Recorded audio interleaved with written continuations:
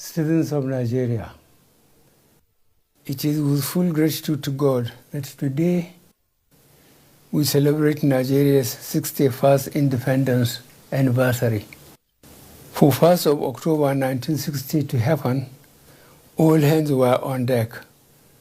East, West, North all came together to celebrate freedom. Today should not only serve as a reminder of the day the British handed over the reins of power to Nigerians, but also unified Nigerians from all ethnic groups, religions, and regions. Today, despite the challenges we face, most Nigerians still maintain the spirit of 1st October. That positive outlook and determination to make Nigeria a peaceful and prosperous nation. It is due to this collective attitude that Nigeria doggedly continues to remain a united and indivisible nation. Fellow Nigerians, the first 18 months have been some of the most difficult periods in the history of Nigeria. Since the Civil War, I doubt whether we have seen a period of more heightened challenges than what we have witnessed in this period. Our original priorities for 2020 were to continue stabilizing our economy following the deep recession while restoring peace in areas confronted with security challenges. But the COVID-19 pandemic and its devastating impact on all nations meant we needed to shift gears and re-strategize. Nigerians came together as one to fight against COVID-19. It is this attitude, and by the special grace of God, we continue to survive the pandemic as a nation and indeed provide leadership and example at regional and international levels. The doomsday scenario predicted for our country never came. Even as the Delta variant continues to spread, we have built the capacity we need to respond now and into the future. I will therefore appeal to Nigerians not to take COVID lightly. Adhere to public health and social measures. Put your mask on and get vaccinated. We can control this pandemic, but it requires effort on everybody's part. The investments we made in response to COVID-19 will also serve our country to tackle any future disease outbreaks or pandemics. Despite the global inequity in access to vaccines, the government of Nigeria has continued to explore all available options to ensure Nigerians have free access to safe and effective vaccines. Some 5 million vaccine doses have been administered to Nigerians through efforts led by the National Primary Healthcare Development Agency, and we will continue to explore options for purchase or acquisition of vaccines, such as through COVAX and the African Vaccine Acquisition Trust. I will take this opportunity to remind the global community that the current state of access to COVID-19 vaccines is unacceptable. We cannot afford a situation where a handful of countries keep the global vaccine supply to themselves at the expense of other nations. We must act now to accelerate equitable distribution of COVID-19 vaccines. This is the message I conveyed to the international community in New York last week. As we push to source vaccine for our immediate needs, we shall invest more to support our pharmaceutical and research agencies to come up with ideas for locally developed vaccines. Should another pandemic arise in the future, our question is simple. Will Nigeria be ready?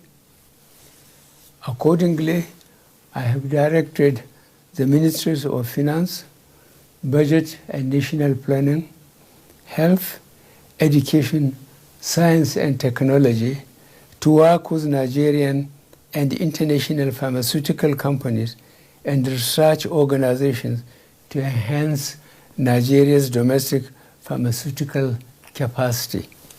Already, the Nigerian Sovereign Investment Authority is raising a $200 million United States dollars fund for this initiative that will complement the Central Bank of Nigeria's ongoing 85 billion naira healthcare sector research and development intervention scheme to support local researchers in the development of vaccines and drugs to combat communicable and non-communicable diseases, including COVID-19. Fellow Nigerians, this is just the beginning. Similarly, on our approach to food security, I am proud to announce Nigeria has commenced its journey to pharmaceutical independence. This journey, which will take years to achieve, but will ultimately result in Nigerian-based companies developing the active pharmaceutical substances and the competence needed for us to make our own drugs and vaccines. Fellow Nigerians, as our economy continues to open after COVID-19 related lockdowns, we have also seen the resurgence of insecurity in certain parts of the country.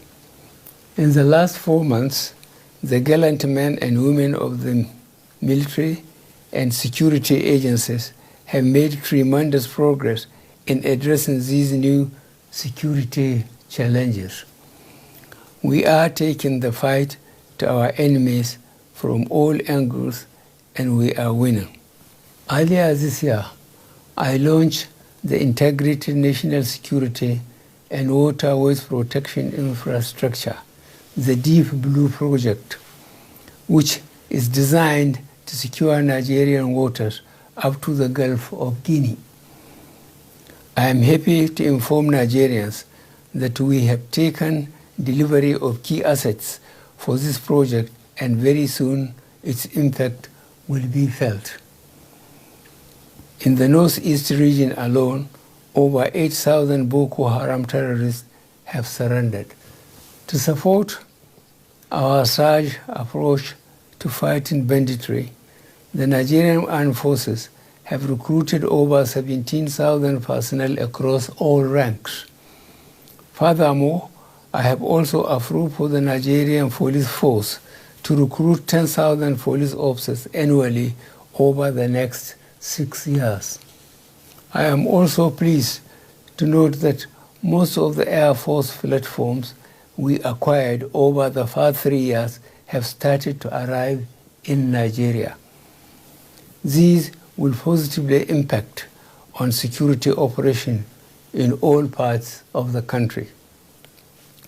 In line with Section 14, subsection 2b of the 1999 Constitution as amended, the security and welfare of Nigerians continue to be the prime focus on which programs and projects of our government revolves.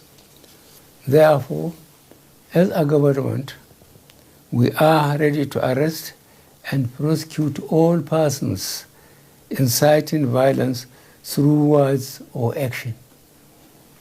Our resolve for a peaceful, united, and one Nigeria remains resolute and unwavering. That said, our hope is not to fight for peace.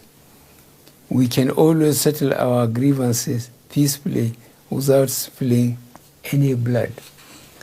I will therefore take this opportunity on this special day that symbolizes the unity and oneness of our great nation, to ask all Nigerians to embrace peace and dialogue, whatever your grievances.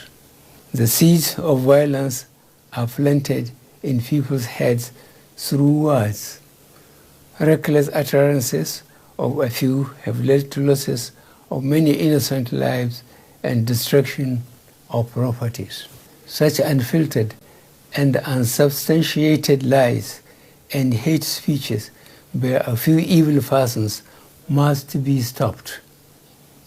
Our media houses and commentators must move away from just reporting irresponsible remarks to investigating the truth behind all statements and presenting the facts to readers. We must all come out and speak against the lies being peddled.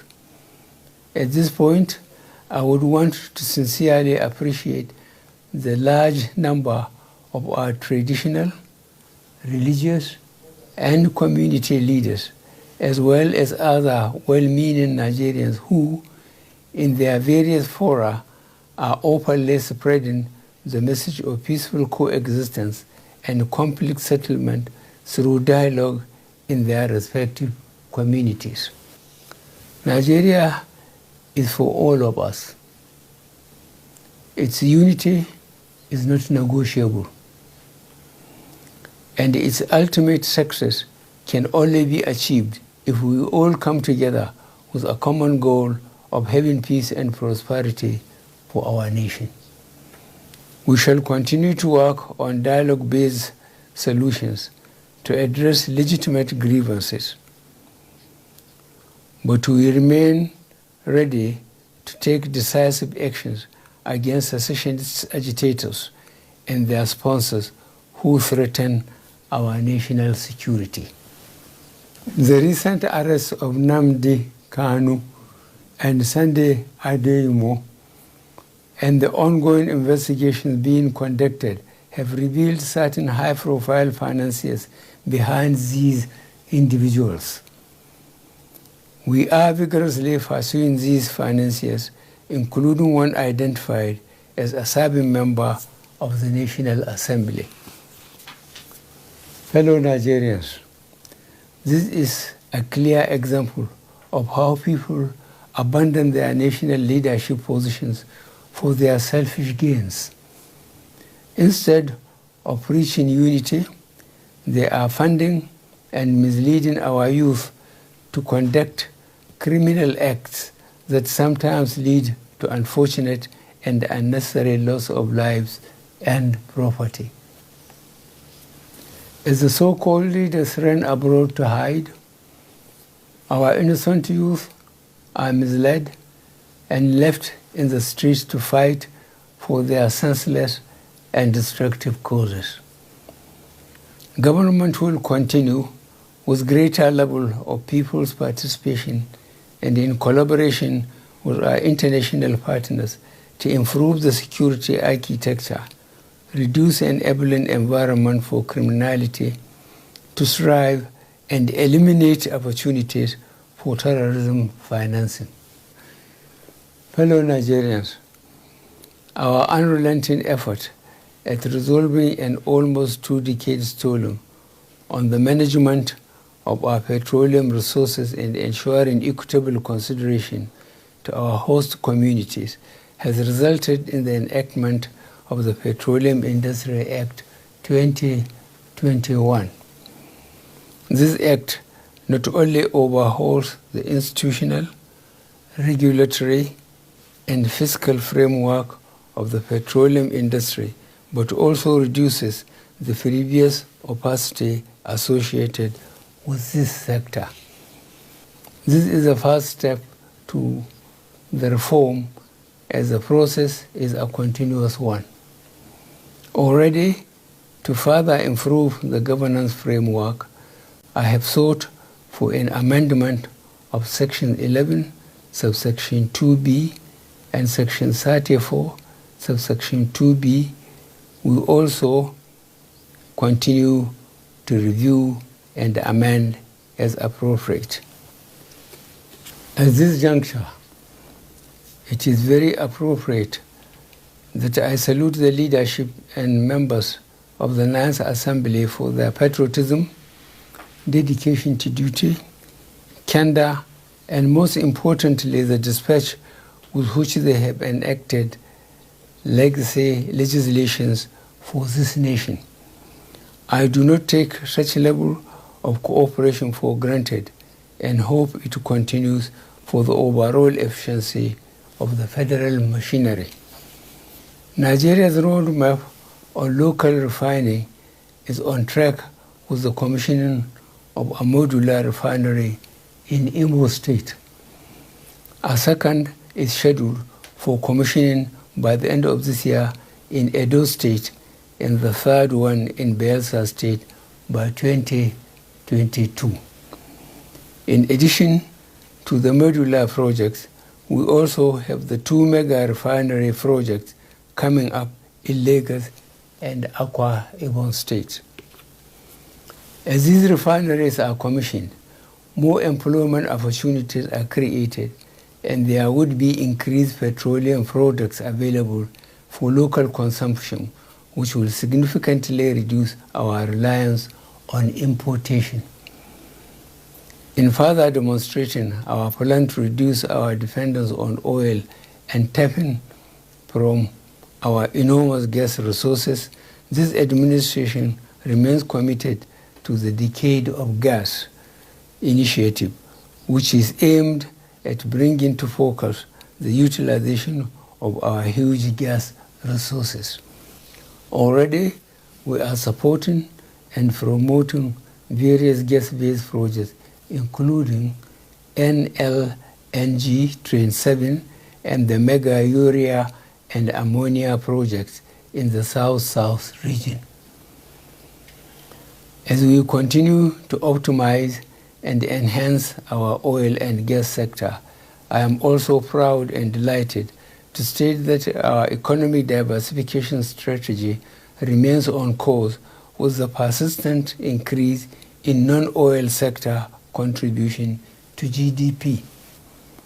We recovered from economic recession in Q4 of 2020 with a GDP growth rate of 0.11% and grew by 0.51% and 5.01% in real terms in the first and second quarters of 2021. The agricultural sector remains key to our economic diversification efforts, as the sector has been a consistent driver of the non-oil sector, contributing 22.35% and 23.78% to the overall GDP in the first and second quarter of 2021. We have seen significant private sector investment in almost all areas of the agricultural value chain, and these have continued even during the COVID-19 pandemic. Unfortunately, as our food production capacity has increased, food prices have been going up due to artificial shortages created by middlemen who have been buying and holding these essential commodities for profiteering. To address this, I am hereby directing the Ministry of Agriculture and Rural Development to rehabilitate the National Food Reserve Agency and also work with security agencies, the Nigerian Commodity Exchange, and the National Assembly to find a lasting solution to these disruptive and unpatriotic hoarding activities. To further enhance food production, we have completed several new dams and are in the process of rehabilitating several river basin development authorities to enhance groundwater supply for rain-fed agriculture, as well as surface water for irrigation agriculture. The water projects we completed between 2015 to 2020 have improved Nigeria's access to potable water to 71% between 2015 and 2020. This means 12.5 million additional Nigerians now have direct access to potable water. Fellow Nigerians, this government remains concerned by the significant transportation infrastructure deficit we have. Addressing the challenges our commuters and lorry drivers face on the motorways is still a high priority to us. To complement our budgetary allocations, the Presidential Infrastructure Development Fund and the Road Infrastructure Development and Refurbishment Investment Tax Credit Scheme, we recently established a 15 trillion naira infrastructural corporation of Nigeria Limited, which is expected to begin operation by the fourth quarter of this year.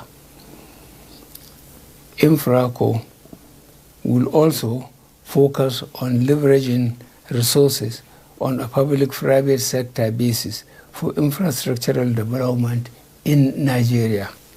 We hope through these innovative programs, the additional cost burden on individuals and businesses because of inefficient logistic operations will be reduced and ultimately eliminated. We currently have over 13,000 kilometers of roads and bridges under construction all over the country, of which a fair percentage have been completed. As we fix our roads, we also continue to extend and upgrade Nigeria's railway network with the notable opening of the Warri to Itape standard gauge rail line. To increase capacity, we have introduced more locomotives, coaches, and wagons, including the establishment of our wagon assembly in Kajola, Ogun State. The seaports, however, still remain problematic. The effect of our various interventions to reduce the gridlock and inefficiencies have been slower than expected. However, the implementation of the electronic call-up system, as well as the conversion of the Lily Pond container terminal to a vehicle transit area will further enhance the ease of cargo evacuation. Our prioritization of developing Nigeria's digital economy has positively impacted the contribution of the ICT sector to our GDP. We hope our present efforts to ensure all Nigerians use a national identification number, as well as our planned rollout of the fifth generation network technology, will ensure we stay in line with the global innovation curve as a nation. As we embrace the digital economy in Nigeria, we are fully aware of the prospects and the perils. Our policies have been developed to enable Nigerians to take advantage of the prospects and avoid the perils of digital technologies. Social media is a very useful platform that has enabled millions of Nigerians to connect with loved ones, promote their businesses, socialize, and access news and other information. However, recent events have shown that the platform is not just an innocuous platform for information dissemination. Rather, some users have misused the platform to organize, coordinate, and execute criminal activities, propagate fake news, and promote ethnic and religious sentiments. To address these negative trends, the federal government of Nigeria suspended the operation of Twitter in Nigeria on June 5, 2021 to allow the government put measures in place to address these challenges. Following the suspension of Twitter operations, Twitter Incorporated reached out to the federal government of Nigeria to resolve the impasse. Subsequently, I constituted a presidential committee to engage Twitter to explore the possibility of resolving the issue. The committee, along with its technical team, has engaged with Twitter and have addressed a number of key issues. These are A, national security and cohesion; B, registration, physical presence and representation; C, fair taxation; D, dispute resolution; and E, local content. Following the extensive engagements, the issues are being addressed, and I have directed that the suspension be lifted, but only if the conditions are met to allow our citizens continue to use the platform for business and positive engagements. As a country, we are committed to ensuring that digital companies use their platform to enhance the lives of our citizens, respect Nigeria's sovereignty, cultural values, and promote online safety. Nigeria's progressive diplomacy continues to manifest through growing numbers of highly placed Nigerians in positions of regional and global influences. Very recently, Nigeria won election for the position of Commissioner for the Expanded Political, Peace and Security Affairs of the African Union. Our persistent calls for a reorganized and reformed ECOWAS to make the organization citizen-sensitive paid off with the acceptance by the authority of heads of state and government of ECOWAS to commence the agreed reforms in the organization ahead of the next election of the organization principal officers in December this year. As the African Development Bank, World Trade Organization, and indeed the United Nations footprints of Nigeria's diplomacy are clearly evident. We remain confident that our goal of lifting 100 million Nigerians out of poverty in 10 years is achievable. Considering the positive impact of our social investment programs, I recently approved an increase in the number of N-Power program beneficiaries from 500,000 to 1 million.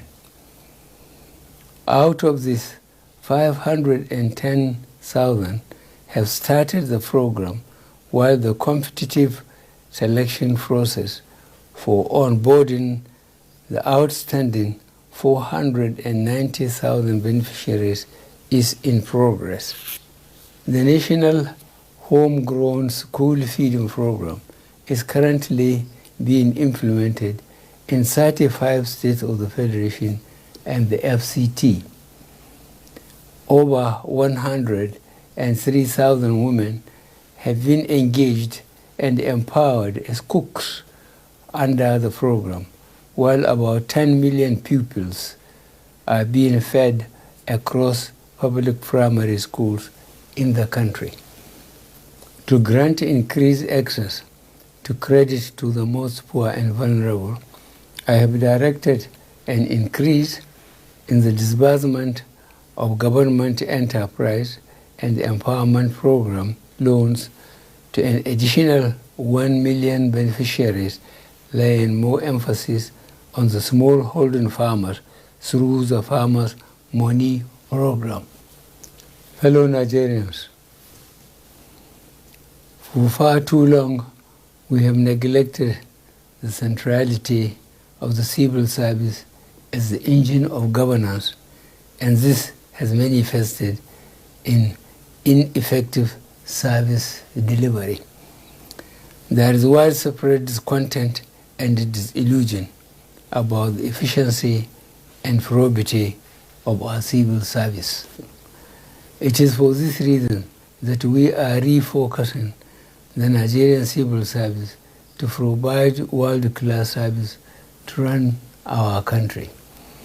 The youth of this great country remain propellants for our today and provide guarantees that we will have a secure tomorrow.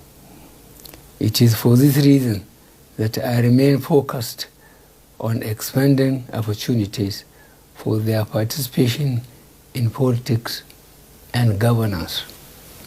Recent appointments of young people into positions of authority and their track record so far gives me confidence that we need to bring more of them into governance, and this I promise to do.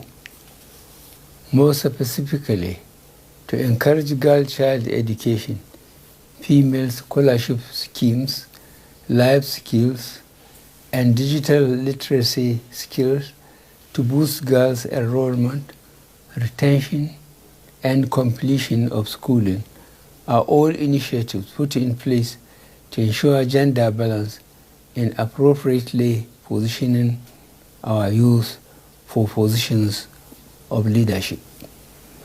The commitment of this administration to the well-being of people living with disabilities remain unwavering.